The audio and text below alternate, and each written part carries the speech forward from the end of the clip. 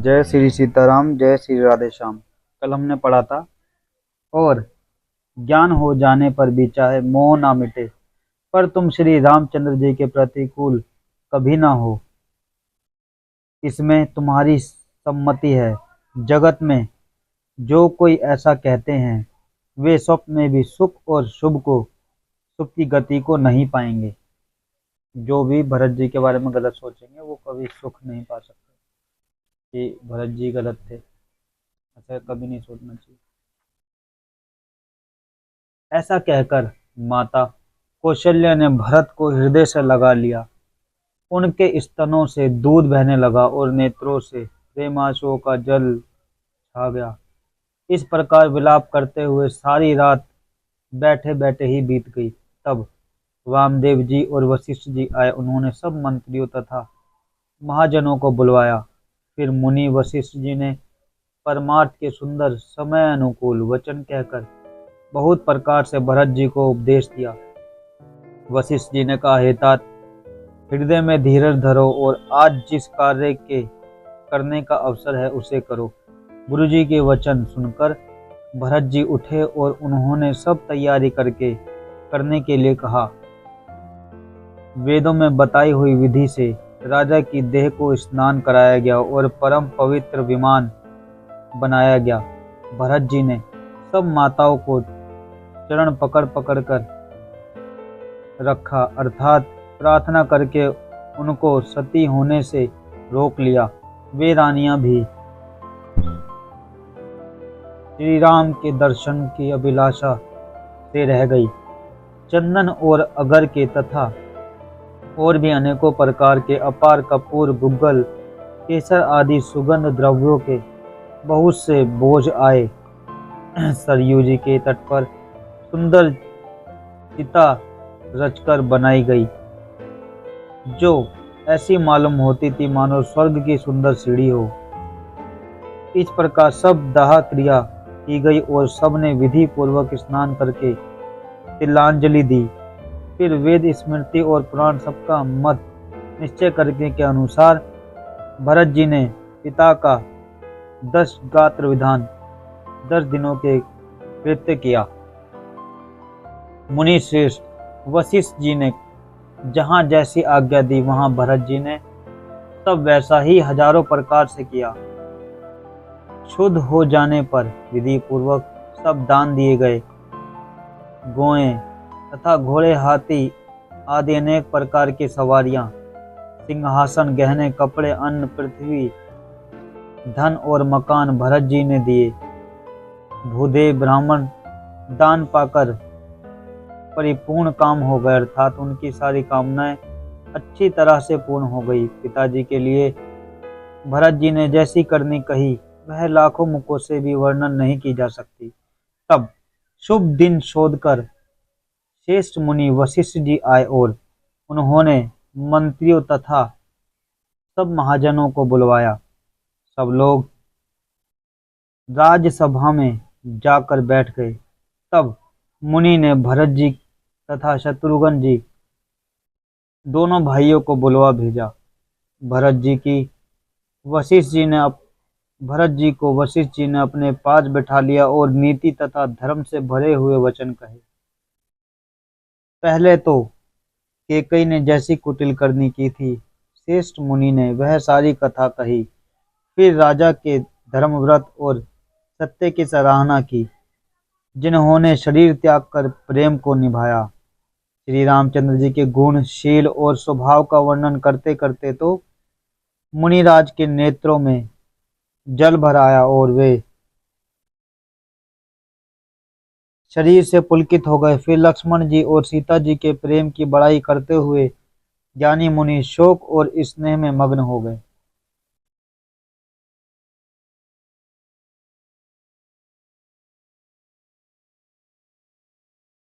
मुनि नाथ ने विलख कर दुखी होकर कहा, हे भरत सुनो, भावी होनहार बड़ी बलवान है।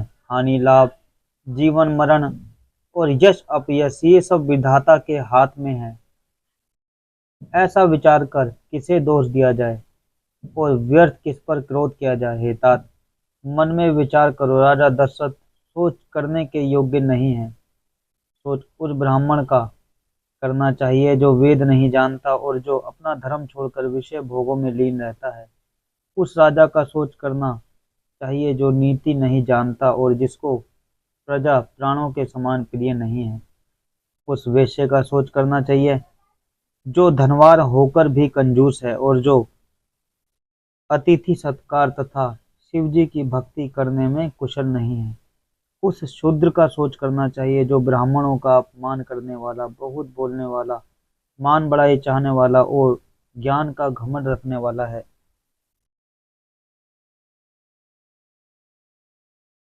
पुनः उस स्त्री का सोच करना चाहिए जो पति को छलने वाली, कुटिल, कलह प्रिय और स्वेच्छारणी है। उस ब्रह्मचारी का सोच करना चाहिए जो अपने ब्रह्मचार्य व्रत को छोड़ देता है और गुरु की आज्ञा के अनुसार नहीं चलता।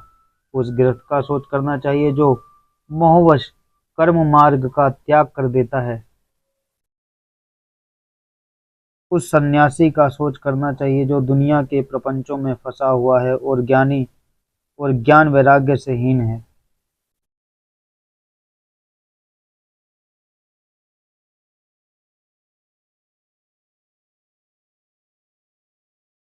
वानप्रस्थ वही सोच करने योग्य है जिसको तपस्या छोड़कर भोग अच्छे लगते हैं। सोच उसका करना चाहिए जो चुगलखोर है, बिना ही कारण क्रोध करने वाला है तथा माता पिता, गुरु एवं भाई बंधुओं के साथ विरोध रखने वाला है।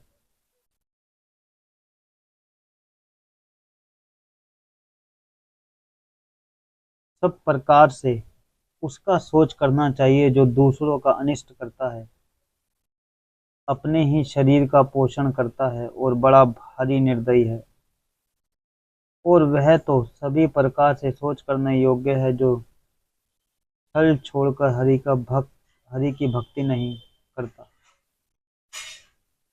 कौशलराज दशरथ जी सोच करने योग्य नहीं है, जिनका प्रभाव 14 लोकों में प्रकट है। हे भरत, तुम्हारे पिता जैसा राजा ना तो हुआ है, ना है और ना ही होने ही वाला है।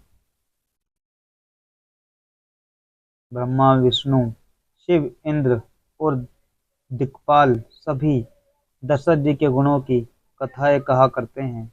हे तात, कहो उनकी बड़ाई कोई किस प्रकार करेगा जिनके श्री राम, लक्ष्मण, तुम और शत्रुघ्न सरीखे पुत्र हैं। राजा सब प्रकार से बड़भागी थे, उनके लिए विषाद करना व्यर्थ है। यह सुन और समझकर सोच करना त्याग दो और राजा की आज्ञा सिर चढ़ाकर तदानुसार करो। राजा ने राजपद तुमको दिया है, पिता का वचन तुम्हें सत्य करना चाहिए। जिन्होंने वचन के लिए ही श्री रामचंद्र जी को त्याग दिया और राम विरह की अग्नि में अपने शरीर की आहुति दे दी,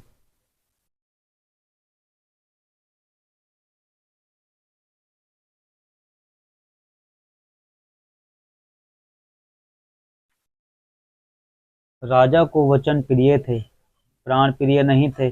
इसलिए हे तात, पिता के वचनों को प्रमाण सत्य करो, राजा की आज्ञा सिर चढ़ाकर पालन करो। इसमें तुम्हारी सब प्रकार से भलाई है। परशुराम जी ने पिता की आज्ञा रखी और माता को मार डाला। सब लोग इस बात के साक्षी हैं। राजा ययाति के पुत्र ने पिता को अपनी जवानी दे दी। पिता की आज्ञा पालन करने से उन्हें पाप और अपयश नहीं हुआ। जो अनुचित और उचित का विचार छोड़कर पिता के वचनों का पालन करते हैं, वे यहाँ सुख और सुयश के पात्र होकर अंत में इंद्रपुरी स्वर्ग में निवास करते हैं। राजा का वचन अवश्य सत्य करो, शोक त्याग दो और प्रजा का पालन करो। ऐसा करने से स्वर्ग में राजा संतोष पाएंगे और तुमको पुण्य और सुंदर यश मिलेगा, दोष नहीं लगेगा। यह वेद में प्रसिद्ध है और स्मृति पुराण आदि सभी शास्त्रों के द्वारा सम्मत है कि पिता जिसको दे वही राज तिलक पाता है। इसलिए तुम राज्य करो, गिलानी का त्याग कर दो, मेरे वचन को हित समझकर मानो। इस बात को सुनकर श्री रामचंद्र जी और जानकी जी सुख पाएंगे और कोई पंडित इसे अनुचित नहीं कहेगा। कौशल्या जी आदि तुम्हारी सब माताएं भी प्रजा के सुख से सुखी होंगी। जो तुम्हारे और श्री रामचंद्र जी के शेष संबंध को जान लेगा वह सभी प्रकार से तुमसे भला मानेगा, सभी प्रकार से तुमसे भला मानेगा। श्री रामचंद्र जी के लौट आने पर राज्य उन्हें सौंप देना और सुंदर स्नेह से उनकी सेवा करना। मंत्री हाथ जोड़कर कह रहे हैं, गुरु जी की आज्ञा अवश्य ही पालन कीजिए। श्री रघुनाथ जी के लौट आने पर उचित जैसा हो तब फिर वैसा ही कीजिएगा। कौशल्या जी भी धीरज धरकर कह रही हैं, हे पुत्र, गुरु जी की आज्ञा पथ्य रूप है, उसका आदर करना चाहिए और हित मानकर उसका पालन करना चाहिए। काल की गति को जानकर विषाद का त्याग कर देना चाहिए। श्री रघुनाथ जी वन में महाराज स्वर्ग का राज्य करने के लिए चले गए। और हेता तुम इस प्रकार कातर हो रहे हो, हे पुत्र, कुटुंब, प्रजा, मंत्री और सब माताओं के सबके एक तुम ही सहारे हो। विधाता को प्रतिकूल और काल को कठोर देखकर धीरज धरो। माता तुम्हारी बलिहारी जाती है। गुरु की आज्ञा को सिर चढ़ाकर उसी के अनुसार कार्य करो और प्रजा का पालन कर कुटुंबियों का दुख हरो। भरत जी ने गुरु के वचनों और मंत्रियों के अभिनंदन अनुमोदन को सुना, जो उनके हृदय के लिए मानो चंदन के समान शीतल थे। फिर उन्होंने शील, स्नेह और सरलता के रस में सनी हुई माता कौशल्या की कोमल वाणी सुनी।